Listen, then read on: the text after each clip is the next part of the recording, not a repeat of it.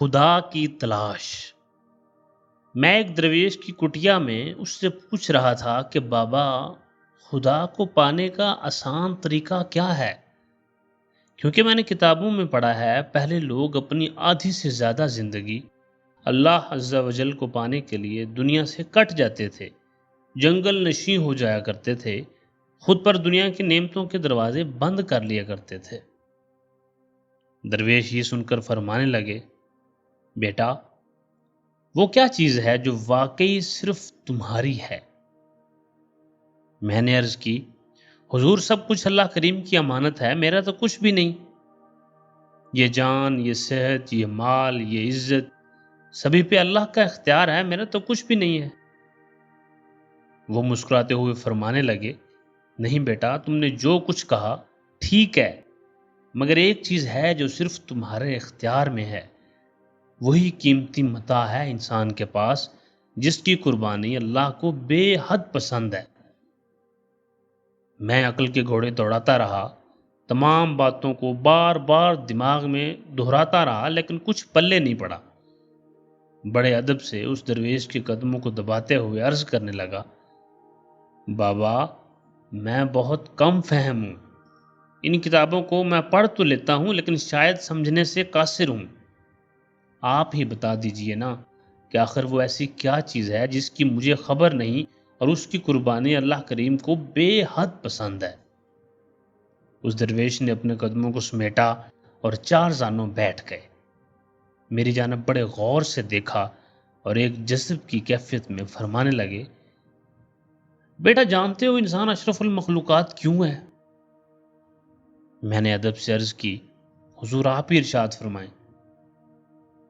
تب وہ درویش فرمانے لگے، بیٹا، اس لیے کہ اللہ کریم نے انسان کو عقل دی پرکھنے کے لیے، شعور دیا خیر اور شر کو سمجھنے کے لیے، پھر اپنا آئین دیا جس سے وہ اللہ کریم کی رضا اور ناراضگی کو جان سکے۔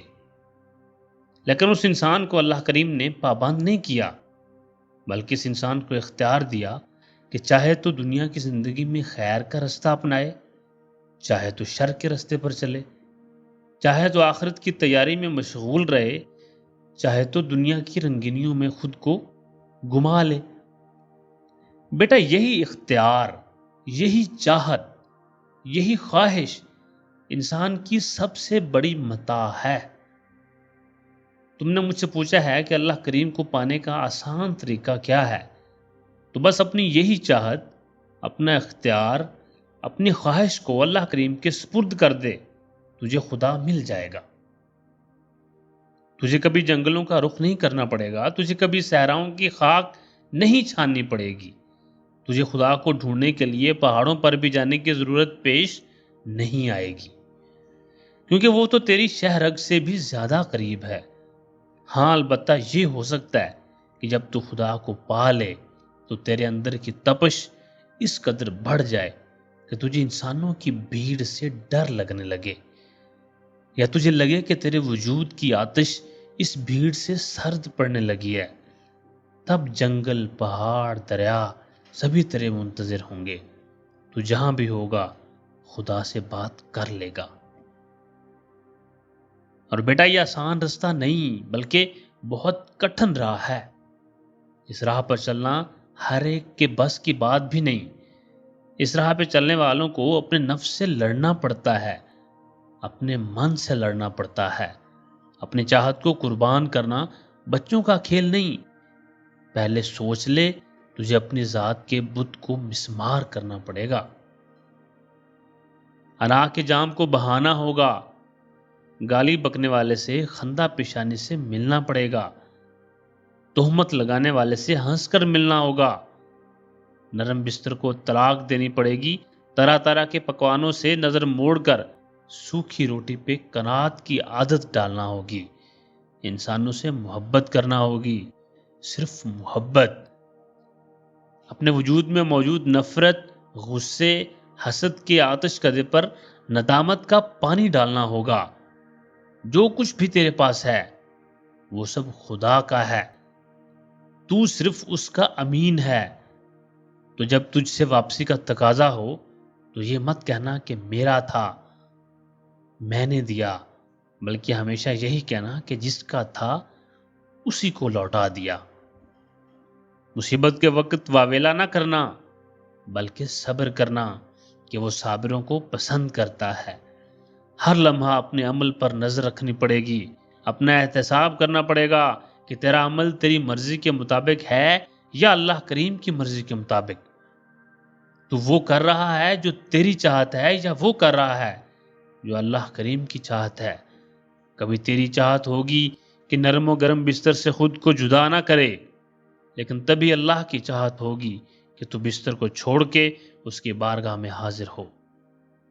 کبھی تیری چاہت ہوگی کہ تیرا مال تیری جیب میں رہے، اس وقت ہو سکتا ہے اس کی چاہت یہ ہو کہ تو وہ مال جو تو نے بڑی محنت سے کمایا ہے کسی دوسرے کی ضرورت پر خرچ کر دے۔ کبھی تیری چاہت ہوگی کہ سخت گرمی کے سبب ٹھنڈا پانی پیے یا اپنے پیٹ کی آگ بجھانے کے لیے کچھ کھا لے، لیکن اس کی چاہت ہوگی کہ تو روزہ دار رہے۔ کبھی سخت سردی کے سبب تیری چاہت ہوگی کہ ٹھنڈا پانی تیرے جسم کو نہ چھوئے، تبھی اس کی چاہت ہوگی کہ اسی ٹھنڈے پانی سے سخت جاڑے میں وضو کر۔ کبھی تیری چاہت تجھ سے تقاضا کرے گی کہ تنہا رہ کر جسم کی تھکان مٹا لے، تبھی اس کی چاہت کا تقاضا ہوگا کہ کسی کے دکھ میں شریک ہو جا اور کسی کے دکھ درد کو بانٹنے کے لیے سفر اختیار کر۔ کبھی تیری چاہت ہوگی کہ سامنے والے کا منہ نوچ لے، تبھی اس کی چاہت ہوگی کہ تو اسے سینے سے لگا لے۔ بیٹا، اپنی چاہت، اپنی مرضی، اپنی خواہش کی قربانی ہی وہ راستہ ہے جس پر چل کر بندہ خدا کو پا لیتا ہے۔ اگر اپنی چاہت کو قربان کرنے کا حوصلہ ہے تو اس راہ پر ضرور قدم رکھ۔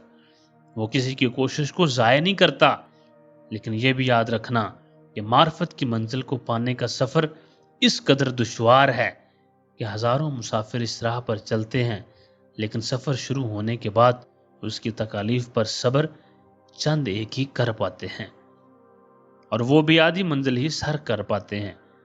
منزل پر تو ایک دو ہی پہنچ پاتے ہیں۔ تو بھی کوشش کر کے دیکھ لے، شاید تجھے بھی منزل مل جائے۔ اگر تو نے دنیا کی صعوبتوں پر صبر کو عادت بنایا، اپنی چاہت اس کی چاہت پر قربان کر دی، تو ضرور خدا عز و جل کو پا لے گا۔ مجھے اس سے زیادہ آسان راستے کی خبر نہیں۔ بول چلنا چاہے گا اس راستے پر؟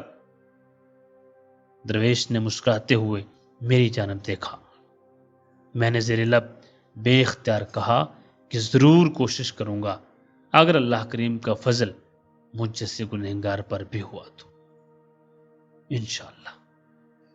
اللہ تعالی ہم سب کو اپنی راہ پر چلنے کی توفیق عطا فرمائے۔ والسلام۔